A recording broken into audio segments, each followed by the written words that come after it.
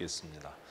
레위 사람인 그앗 자손 중에 남은 자들의 가족들 곧 그앗 자손에게는 제비 뽑아 에브라임 지파 중에서 그 성읍을 주었으니 곧 살인자의 도피성 에브라임 산지 세겜과 그 목초지요 또 게셀과 그 목초지와 깁사임과 그 목초지와 베도론과 그 목초지이니 네 성읍이요 또 단지파 중에서 준 것은 엘드게와 그 목초지와 기브돈과 그 목초지와 아얄론과 그 목초지와 가드림몬과 그 목초지이니 네 성읍이요 또 므낫세 반지파 중에 준 것은 다낙 그 목초지와 가드림몬과 그 목초지이니 두 성읍이라. 그앗 자손의 남은 가족들을 위한 성읍들은 모두 13성읍과 그 목초지들이었더라. 레위 가족의 게르손 자손에게는 므낫세 반지파 중에서 살인자의 도피성 바산 골란과 그 목초지를 주었고 또 브에스트라와 그 목초지를 주었으니 두 성읍이요 이사갈 지파 중에서는 기시온과 그 목초지와 다브랏과 그 목초지와 야르뭇과 그 목초지와 엔간님과 그 목초지를 주었으니 네 성읍이요 아셀 지파 중에서는 미살과 그 목초지와 압돈과 그 목초지와 헤갈과 그 목초지와 르옵과 그 목초지를 주었으니 네 성읍이요 납달리 지파 중에서는 살인자의 도피성 갈릴리 게데스와 그 목초지를 주었고 또 함못돌과 그 목초지와 가르단과 그 목초지를 주었으니 세 성읍이라. 게르손 사람이 그 가족대로 받은 성읍은 모두 13성읍과 그 목초들이었더라. 그 남은 레위 사람 무라리 자손의 가족들에게 준 것은 스불론 지파 중에서 용노함과 그 목초지와 가르다와 그 목초지와 딥나와 그 목초지와 나랄과 그 목초지이니 네 성읍이요 루벤 지파 중에서 준 것은 베셀과 그 목초지와 야히스와 그 목초지와 그데못과 그 목초지와 무바앗과 그 목초지이니 네 성읍이요 갓지파 중에서 준 것은 살인자의 도피성 길라 라못과 그 목초지이요 또 마나임과 그 목초지와 헤스본과 그 목초지와 야셀과 그 목초지이니 모두 네 성읍이라. 이는 레위 가족의 남은 자 곧 무라리 자손이 그들의 가족대로 받은 성읍이니 그들이 제비 뽑아 얻은 성읍이 12성읍이었더라. 아멘. 40절까지 함께 읽었습니다. 45절까지인데 40절까지밖에 안 했네요. 레위 자손의 그 기업을 기록을 합니다. 특별히 오늘 우리가 읽은 여호수아 본문은 레위 사람들이 받은 기업 중에 도피성들이 언급이 됩니다. 이스라엘 백성들이 가나안에 정착하고 그들이 모두 힘을 합쳐서 건축해야 했던 것 중에 하나가 도피성이었습니다. 도피성의 제도는 살인할 의지가 없이 계획되지 않게 우연하게 실수로 살인한 자들의 생명을 그 보복하는 사람들의 손에서 건져내고 보호하기 위해서 하나님께서 요단 서편과 동편에 세 성읍씩을 건축하도록 명령하셔서 건축된 성읍들이고 모든 이스라엘 공동체는 함께 나와서 그 도피성으로 향하는 길을 닦도록 그렇게 명령했습니다.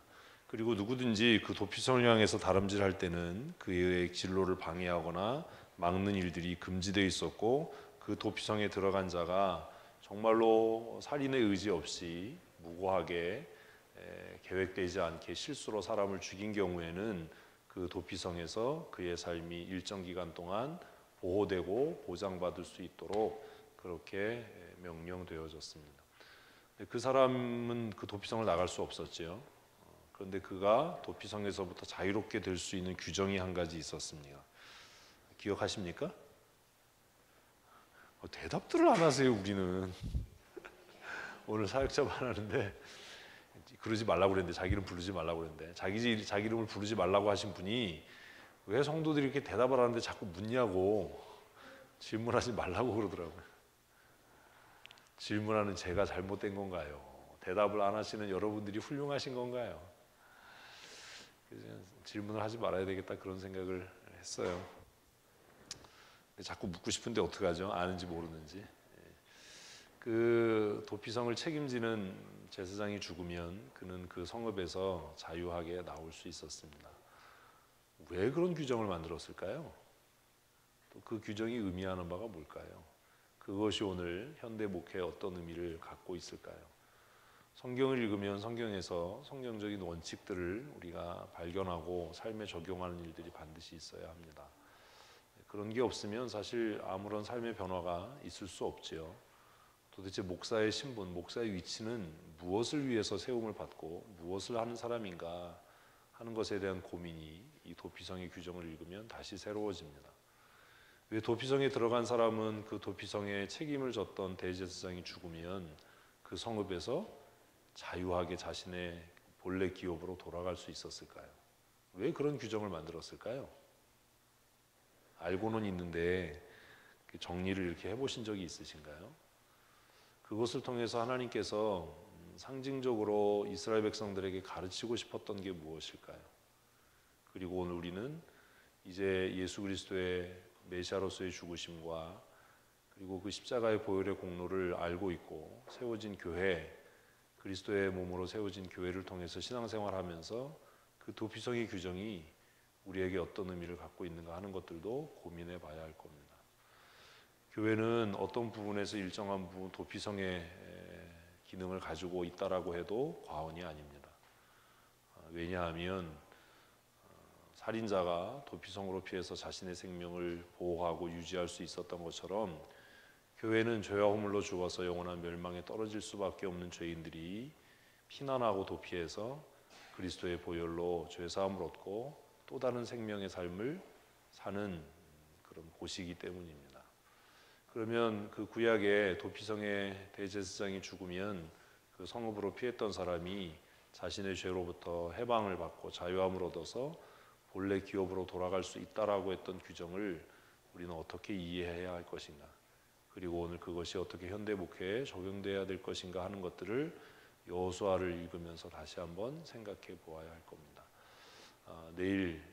오늘 큐티를 아직 못 하셨을 테니까 오늘 본문 말씀을 다시 한번 읽어보시면서 또 이 도피성의 원래 규정이 쓰여 있는 본문을 우리 관주를 통해서 찾아서 읽으시면서 한번 그런 것들에 대한 고민을 해보시면 좋을 것 같습니다.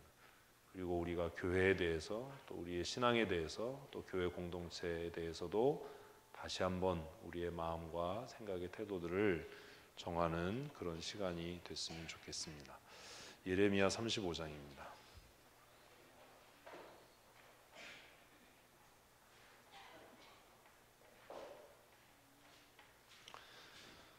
예레미야 35장 우리 1절부터 다 함께 한 목소리로 읽겠습니다.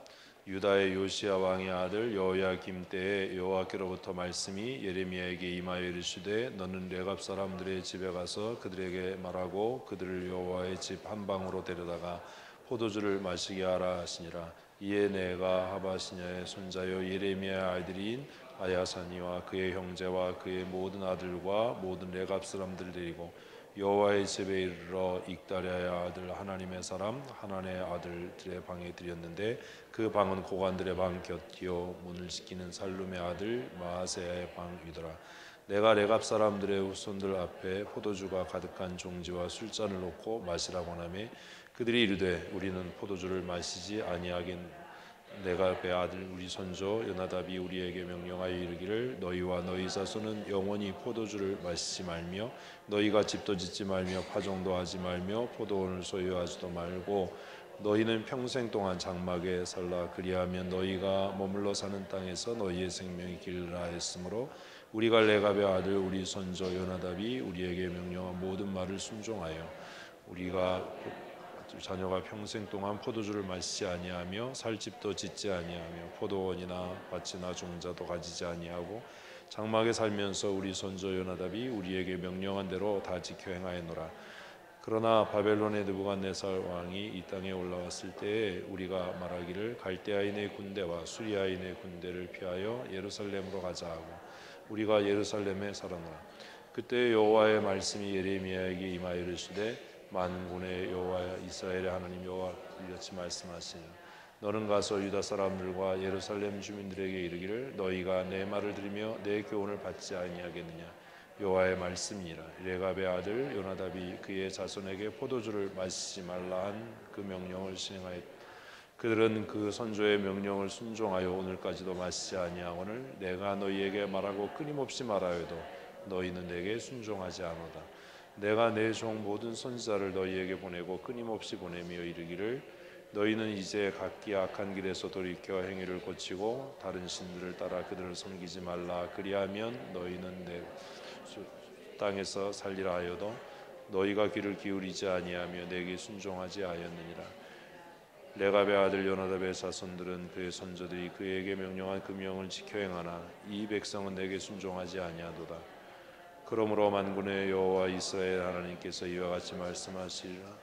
보라, 내가 유다와 예루살렘의 모든 주민에게 내가 그들에게 대하여 선포한 모든 재앙을 내리니 이는 내가 그들에게 말하여도 듣지 아니하며 불러도 대답하지 아니함이라 하셨다라. 예레미야가 레갑 사람의 가문에 이르되 만군의 여호와의 이스라엘 하나님 여호와께서 말씀하시기를 너희가 너희 선조 요나답의 명령을 순종하여 그의 모든 규례를 지키며 그가 너희에게 명령한 것을 행하였도다.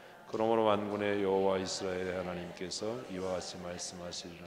레갑의 아들 요나답에게서 내 앞에 설 사람이 영원히 끊어지지 아니하시니라. 아멘.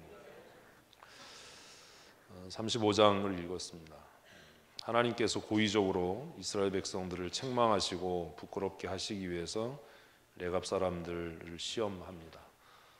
그들은 그들의 조상이 그들에게 명령한 말씀, 그 명령을 지키기 위해서 삶의 불편함을 감수하고 사람들에게 따돌림을 당하는 것을 두려워하지 않고 살았던 사람들로 그렇게 성경은 기록합니다.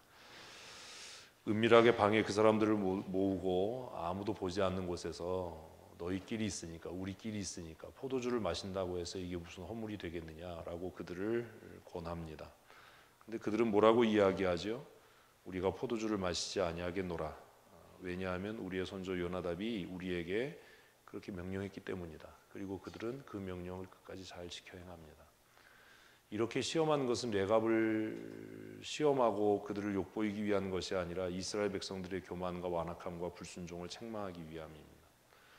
선지서는 처음부터 끝까지 이스라엘의 죄를 일관되게 꾸짖고 책망하는 것으로 그렇게 기록됩니다. 그런데 구약 성경의 반이 선지서입니다. 그리고 그 앞에 나와 있는 역사서나 율법서도 이스라엘 백성들의 죄와 허물을 책망하고 꾸짖어서 그들의 죄를 드러나게 하는 것이 성경의 원래 기능입니다. 우리는 어떻죠? 우리는 하나님과 맺은 언약을 잘 지키고 있습니까? 레갑 사람들은 하나님의 말씀이 아니라 그 조상 선조의 명령을 지키기 위해서 파종도 하지 않고 집도 짓지 않고 텐트에 거하는 불편한 삶을 그들은 감수하면서 살았습니다. 그리고 그것을 자신들의 자랑, 그리고 자신들의 존재의 목적과 이유, 그리고 선명한 자신들의 정체성으로 삼았던 사람들입니다. 결국 하나님께서 이렇게 순수하게 믿음을 지켰던 그 레갑 사람들에게 영원히 하나님 앞에 설 사람이 끊어지지 아니하겠다라고 하는 정말 대단한 그 은혜와 복의 약속을 하시는 것들을 봅니다. 교회가 성도들의 죄와 허물에 대해서 침묵하게 되면 세상은 아무런 희망이 사실 없습니다. 근데 우리는 그 죄가 드러나고 책망되고 지적될 때에 회개하기보다는 변명하고 핑계하는 일에 더 익숙합니다. 오늘 낮에 말씀 듣고 아마 많이 불편하셨으리라고 생각합니다. 제자영육반에서도 그런 이야기들이 나왔습니다. 교회까지 와서 왜 야단을 들어야 되고 야단을 맞아야 되는가라는 고민들이 아마 있으리라고 생각합니다. 제가 그렇게 말씀드린 이유는 낮에 말씀드린 것처럼 우리가 여러 가지 실수를 할 수 있습니다. 연약한 존재이기 때문에 시행착오도 할 수 있고 또 잘못된 판단, 또 세상에 살아가는 삶의 가치를 따라 또 욕망을 따라 자기 욕심을 따라 살다가 그렇게 실수할 수 있고 죄 지을 수 있습니다. 누구나 다 실수할 수 있고 누구나 다 죄 지을 수 있습니다. 그러나 죄짓고 실수하지 않는 게 중요한 게 아니고 또 죄짓고 실수한 것이 문제가 아니라 중요한 것은 돌이켜 회개하지 않는 게 더 큰 문제입니다. 저는 우리 교회가 우리의 죄가 드러날 때 하나님 앞에서 정말 가슴을 치고 통회하는 그런 교회와 성도였으면 좋겠습니다. 그런데 제가 12년 동안 우리 교회에 있으면서 저는 그런 일을 보지를 못했어요. 공개적으로 범죄하고 실질적으로 범죄하는데도 그것을 공개적으로 인정하거나 시인하거나 고백하거나 회개하는 과정이 없더라라는 거지요. 그리고 더 참혹하고 참담한 것은 그런 일이 지속적으로 연속적으로 반복되어지게 되더라. 그 일을 똑같은 일을 계속 반복하더라라는 겁니다. 그래서 제가 드디어 이제 대놓고 여러분들에게 이야기했습니다. 죄진 사람을 두둔하지 말고 편들지 말고 옹호하지 마라. 적어도 목사 앞에서만이라도 죄진 사람도 그런 사람도 그만한 이유가 있고 그만해서 그렇게 한 것이다라고 이야기하지 마라. 그것은 하나님 앞에 더 큰 죄를 짓는 일이다. 그렇게 이야기하는 것은 어쩌면 내 안에도 그런 죄의 욕망이 있기 때문이고 용기가 없어서 내가 그렇게 표현하지 않지만 나도 그와 생각이 같다라고 하는 더 악하고 완고한 죄의 표현일 수밖에 없기 때문입니다. 성경을 읽으면서 그런 고민을 합니다. 세상이 각박하고 힘들지요. 힘들게 세상에서 일주일 살고 교회 나와서 또 우리가 무슨 얼마나 큰 죄를 졌길래 그렇게 꾸중을 듣고 책망을 들어야 하나라고 생각될 수도 있을 겁니다. 그러나 제가 여러분들에게 말씀드리고 싶은 것은 그것이 하나님이 주시는 마지막 기회일 수 있고 은혜의 촉구일 수 있다라고 하는 것들을 잊지 말아야 합니다.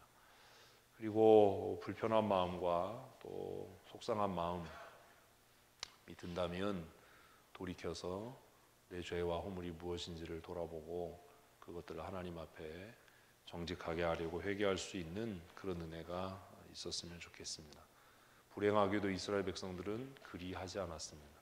그래서 결국 그들은 망했고 그들은 수치를 당했고 그들의 자녀들은 정말로 고난하고 피곤한 삶을 그 조상들의 죄, 부모들의 죄로 인해서 정말 고단한 삶을 살 수밖에 없었습니다. 그들이 얼마나 완악하고 완고했는지 우리 36장을 같이 읽겠습니다. 유다의 요시야 왕의 아들 여호야김 4년에 여호와께로부터 예레미야에게 말씀이 임하니라. 이르시되 너는 두루마리 책을 가져다가 내가 내게 말하던 날 곧 요시야의 날부터 오늘까지 이스라엘과 유다와 모든 나라에 대하여 내가 내게 일러준 말을 기록하라. 유다 가문이 내게 그들에게 내리려 한 모든 제안들 듣고 각기 악한 길에서 돌이키리니 그리하면 내가 그 악과 죄를 용서하리라 하시니라. 이에 예레미야가 네리야 아들 바락을 부르매 바락이 예레미야가 불러주는 대로 여호와께서 그에게 이르신 모든 말씀을 두루마리책에 기록하니라. 예레미야가 바락에 명령하여 이르되 나는 붙잡혔으므로 여호와의 집에 들어갈 수 없으니 너는 들어가서 내가 말한 대로 두루마리에 기록한 여호와의 말씀을 금식일에 여호와의 성전에 있는 백성의 귀에 낭독하고 유다 모든 성읍에서 온 자들의 귀에도 낭독하라. 그들이 여호와의 앞에 기도를 드리며 각기 악한 길을 떠나리라. 여호와께서 이 백성에 대하여 선포하신 노여움과 분노임이라. 네리야 아들 바룩이 선지자 예레미야가 자기에게 명령한 대로 하여 여호와의 성전에서 책에 있는 여호와의 모든 말씀을 낭독하니라. 유다의 요시야 왕의 아들 여호야김 제5년 9월에 예루살렘 모든 백성과 유다 성읍에서 예루살렘에 이른 모든 백성이 여호와 앞에서 금식을 선포한지라. 바룩이 여호와의 성전 윗들고 여호와의 성전에 있는 세문 사반의 아들 서유관 그런의 방에서 그 책에 기록된 예레미야의 말을 모든 백성에게 낭독하니라.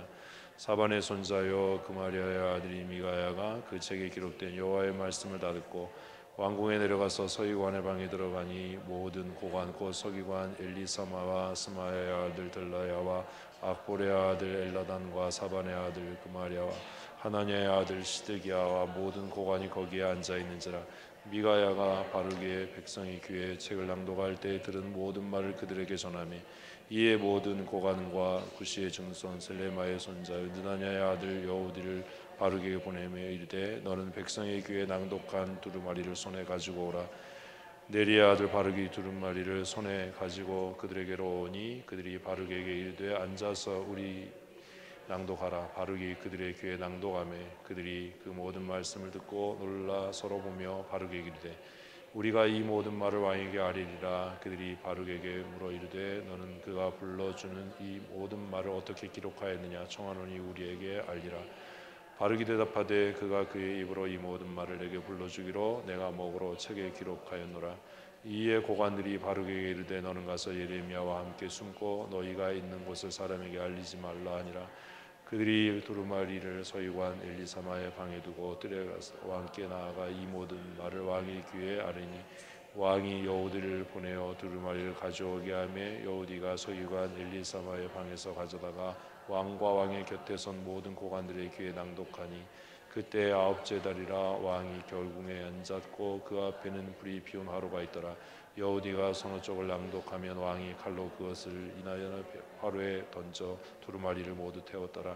왕과 그의 신하들이 이 모든 말을 듣고도 두려워하거나 자기들의 옷을 찢지 아니하고 엘라단과 그나야와 그라마와 함께 불사르지 말도록 아뢰어도 왕이 듣지 아니하였으며 왕이 왕의 아들 여라무엘과 아리스엘의 아들 스마랴와 압다의 아들 셀레마에게 명령하여 서기관 바룩과 선지자 예레미야를 잡으라 하였으니 여호와께서 그들을 숨기셨더라.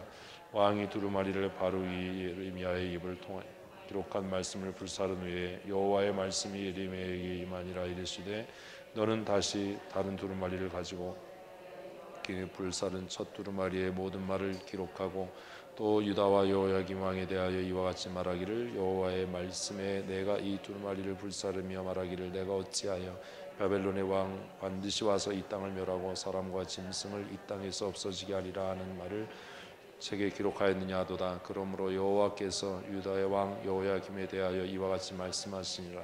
그에게 다윗의 왕이 앉을 자가 없게 될 것이며 그의 시체는 버림을 당하여 낮에는 더위 밤에는 추위를 당하리라. 또 내가 그와 그의 자손과 신하들과 그들의 죄악으로 말미암아 벌할 것이라. 내가 일찍 그들과 예루살렘 주민과 유다 사람들에게 못 재앙을 내리리라 선포하였으나 그들이 듣지 아니하였느니라. 이에 예레미야가 다른 두루마리를 가져다가 네리야의 아들 서기관 줌에 그가 유다의 여호야김 왕이 불사른 책의 모든 말을 예레미야가 전하는 대로 기록하고 그 외에도 그 같은 말을 많이 더하였더라. 아멘. 이런 일이 생겨요. 근데 이게 그때나 지금이나 마찬가지입니다. 불편하지요.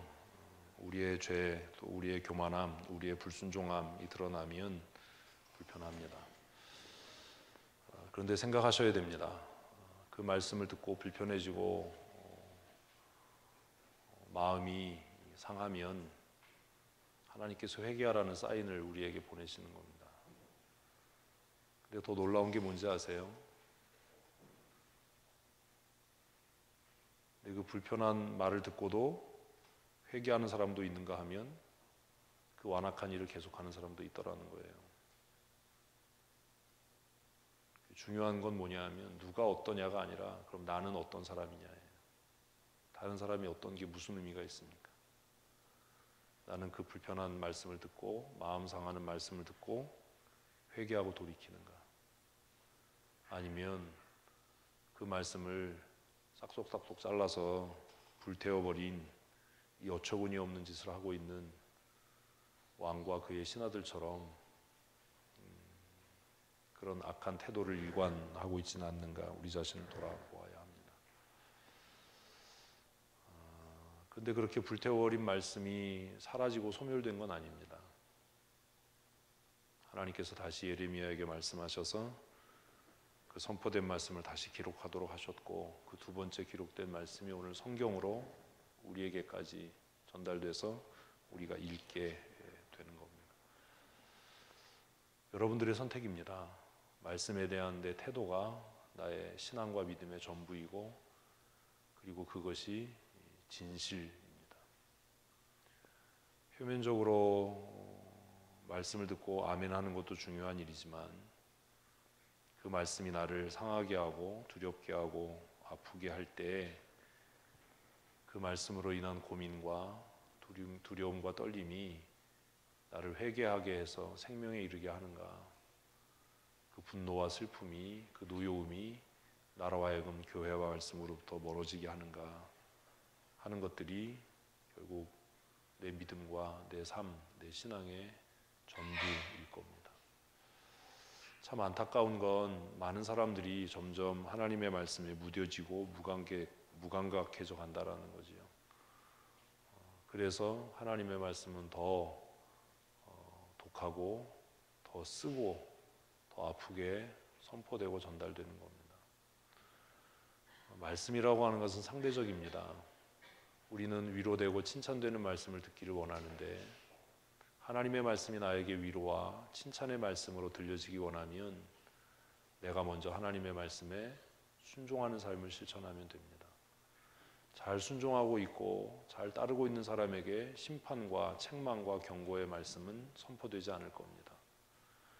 그러나 우리가 여전히 교만하고 완악하고 강팍하고 불순종을 일삼고 있다면 그에게는 위로와 또 권면 또 새롭게 하는 은혜의 선포보다는 책망과 경고와 심판의 말씀들이 지속적으로 선포되게 될 겁니다. 사람들은 그렇게 얘기합니다. 목사님, 위로되는 말씀, 힘이 되는 말씀, 격려하고 칭찬하는 말씀을 듣고 싶습니다. 그러나 여러분의 목사가 사람의 환심을 사는 사꾼이 되기를 바라지 않는다면 위로되는 말씀을 우리에게 들려주십시오라고 말하기 전에 우리가 먼저 하나님 앞에 순종하는 사람으로 변화되어져야 할 겁니다. 하나님의 말씀에 순종하는 사람들에게 하나님은 경고하지 않습니다. 하나님의 말씀에 잘 복종하는 사람들에게는 심판이 선포되지 않습니다. 심판이 선포되고 강단을 통해서 경고의 말씀이 끊임없이 외쳐진다라고 하는 것은 우리가 여전히 일관되게 아직도 회개하지 않을 뿐만 아니라 순종하지 않고 있다라고 하는 신호일 겁니다. 어떤 사람들은 그렇게도 이야기합니다. 누가 가서 목사님한테 일렀길래 목사님이 그렇게 얘기하나, 그렇게 생각하는 사람이 있다면 그 사람은 적어도 하나님의 임재와 하나님의 존재, 하나님의 감찰하심을 인정하지 않는 사람일 겁니다. 강단을 통해서 우리의 감춰진 죄와 허물이 드러나면 하나님께서 우리 교회를 통해 역사하시고 목사를 통해 하나님께서 역사하셔서 그가 기도하며 말씀을 준비할 때 우리가 들어야 할 말씀들을 듣게 하시는구나라고 생각하고 깨닫게 되겠죠. 우리의 말씀에 대한 태도가 어떠한지 그래서 고민해 봐야 할 겁니다. 말씀을 듣고 두려워했던 사람도 있지만 말씀을 불에 태웠던 왕과 왕의 신하들이 있었습니다. 결국 이스라엘은 하나님의 경고, 하나님의 심판의 말씀대로 멸망당할 수밖에 없었지요. 근데 더 놀라운 게 뭔지 아세요? 37장을 읽겠습니다. 요시의 아들 시드기야가 여호야김의 아들 고니야의 뒤를 이어 왕이 되었으니 이는 바벨론 느부갓네살 왕이 그를 유다 땅의 왕으로 삼았음이더라. 그와 그의 신하와 그 땅 백성이 여호와께서 선지자 예레미야에게 하신 말씀을 듣지 아니한지라. 시드기야 왕이 셀레미야의 아들 여호길과 마아세야의 아들 제사장 스마냐를 선지자 예레미야에게 보내 청하되 너는 우리를 위하여 우리 하나님 여호와께 기도하라 하였으니 그때 예레미야가 갇히지 아니하였으므로 백성 가운데 출입하는 중이었더라.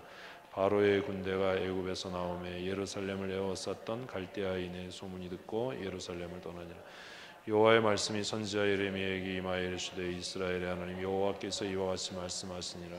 너를 보내어 내게 구하게 한 유다의 왕에게 아뢰라. 너희를 도우려고 나왔던 바로의 군대는 자기 땅 애굽으로 돌아갔고 갈대아인은 다시 와서 이 성을 쳐 빼앗아 불살이라. 여호와께서 이와 같이 말씀하시니라. 너희는 스스로 속여 말하기를 갈대아인들이 반드시 우리를 떠나리라 하지 말라. 그들이 떠나지 아니하리라. 가령 너희가 너희를 치는 갈대아인의 온 군대를 쳐서 그 중에 부상자만 남긴다 할지라도 그들이 각기 장막에서 일어나 이 성을 불살이라. 갈대아인의 군대가 바로의 군대를 두려워하여 예루살렘에서 떠나매 예레미야가 베냐민 땅에서 백성 가운데서 분깃을 받으려고 예루살렘을 떠나 그리로 가려 하여 베냐민 문에 이른즉 하나냐의 손자여 셀레미야 아들인 이리야 이름하는 문지기 아들 예레미야를 붙잡아 이르되 너는 갈대아에 내게 항복하려 하는도다. 예레미야가 이르되 거짓이다. 나는 갈대아에 내게 항복하려 하지 아니하노라. 이리야가 듣지 아니하고 예레미야를 잡아 고관들에게로 끌고 가매 고관들이 노여하여 예레미야를 때려서 서기관 요나단의 집에 가두었으니 이는 그들이 이 집을 옥으로 삼았음이었더라. 예레미야가 뚜껑 씌운 운동에 들어간 지 여러 날 만에 시드기야 왕이 사람을 보내어 그를 끌어내고 왕궁에서 그에게 비밀이 물어 이르되 여호와께로부터 받은 말씀이 있느냐? 예레미야가 대답하되 있나이다. 또 이르되 왕이 바벨론 왕의 손에 넘겨질지니이다. 예레미야가 다시 시드기야 왕에게 이르되 내가 왕에게나 왕의 신하에게나 이 백성에게 무슨 죄를 범하였기에 나를 옥에 가두었나이까? 바벨론의 왕이 와서 왕이 이 땅을 차지하지 아니하려고 예언한 왕의 선지자들이 어디였나이까? 내 주 왕이여 이제 청하건대 내게 들으시며 나의 탄원을 받으사 나를 서기관 요나단의 집으로 돌려보내지 마옵소서. 내가 거기서 죽을까 두려워하나이다. 이 시드기야 왕이 명령하여 예레미야를 감옥들에 두고 떡 만드는 자의 거리에서 매일 떡 한 개씩 그에게 주게 하며 성중에 떡이 떨어질 때까지 이르니라. 예레미야가 감옥들에 머무니라. 아멘. 표면적으로는 하나님의 뜻을 구합니다. 기도 생활하고 예배하는 생활하고 종교 생활합니다. 교회 직분도 있습니다. 오래 신앙 생활에서 신앙의 형태도 잘 갖추어져 있습니다. 근데 문제가 뭐지요? 하나님의 말씀이 하나님의 말씀으로 들려질 때 그들은 그 말씀을 전하는 예레미야를 미워해요. 그들은 심지어 이것이 하나님의 말씀이 아니라 너의 개인적인 생각이라고 치부합니다. 근데 생각해 보세요. 예레미야가 이스라엘 백성들에게 너희가 망할 거야 라고 자신의 사견을 얘기해서 얻을 유익이 뭐지요? 묻지 말아야 되는데 또 묻고 싶어지잖아요. 대답을 하세요. 있어요? 없어요. 이런 겁니다. 제가 여러분들에게 회개하세요. 믿음으로 사세요. 말씀대로 사셔야 됩니다. 그렇게 살면 안 됩니다. 여러분들을 책망하고 꾸중해서 얻을 이익이 있습니까? 없습니까? 얻는 거 하나예요. 미움받는 거예요. 오히려 반대로 잘 될 겁니다. 형통할 겁니다. 복 주실 겁니다. 그렇게 하면 제가 얻을 유익이 있을까요? 없을까요? 있지요. 저도 바보가 아니어서 합니다. 그렇게 하면 여러분들이 한 번이라도 더 저를 여러분의 집으로 청해서 기도받으려고 하고 저에게 만난 음식으로 대접하고 또 목사님 축복해 주셔서 감사합니다라고 또 봉투도 줄지도 몰라요. 그치요? 제가 여러분에게 어떤 목사가 되기를 원하십니까? 인기 좋은 목사, 칭찬받는 목사 되려면 하나님께서 뭐라고 말씀하신지와 관계없이 늘 형통할 겁니다. 잘 될 겁니다. 복 받으실 겁니다. 입에 달고 살아야 될 겁니다. 예레미야도 그러고 싶었겠지요. 근데 그럴 수 없었어요. 예레미야는 왜 그럴 수 없었지요? 모르세요? 1장 읽은 지가 너무 오래돼서 하나님께서 자신을 불렀다는 소명이 너무나 확실했기 때문이에요.